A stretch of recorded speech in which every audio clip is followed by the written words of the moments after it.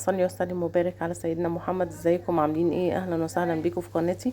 اللي لسه مش مشترك يشترك ويفعل الجرس عشان يوصلوا كل جديد. والناس المشتركه في القناه اول ما تفتح الفيديو تعمل اللايك، ما تنساش اللايك. دلوقتي بقى قلت اغير جو معاكم طالما انا بره، ما يبقاش الفيديوهات كده على طول في المطبخ. قلت اغير جو معاكم وانتوا قاعدين تشوفوا الاماكن وتشوفوا، حتى مجرد ان انتوا بتتفرجوا بس هو تغيير برضو عن الطبخ والحاجات المعتادة. احنا هنا خلاص بعد ما وصلنا الغردقة كده خلاص هنبتدي بقى دلوقتي. اول حاجة ننزل نروح الفندق، نحط الشنط بتاعتنا ونشوف بعد كده يومنا هيبتدي ازاي.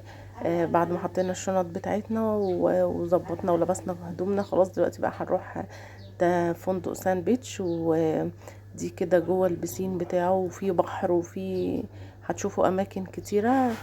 دي اول حاجة كده نزلنا عشان ننزل، كان معانا اطفال ننزلها البسين، واحنا بعد كده هننزل البحر شوية.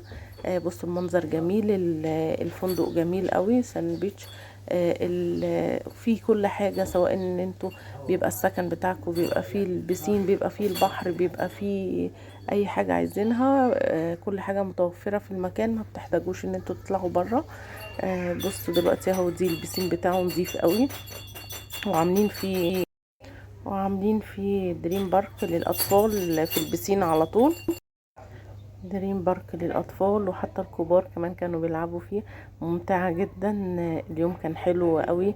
احنا طبعا انا بصور لكم كده مقطوعات صغيرة، بس مش بصور لكم اليوم من اوله. بس دريم بارك اهي بتاعت الاطفال والكبار حتى بيلعبوا فيها. انا بحاول على قد ما اقدر ان انا اصور لكم كده مقاطع صغيرة. اهي سان بيتش دي، دي القرية كده كلها او الفندق كله.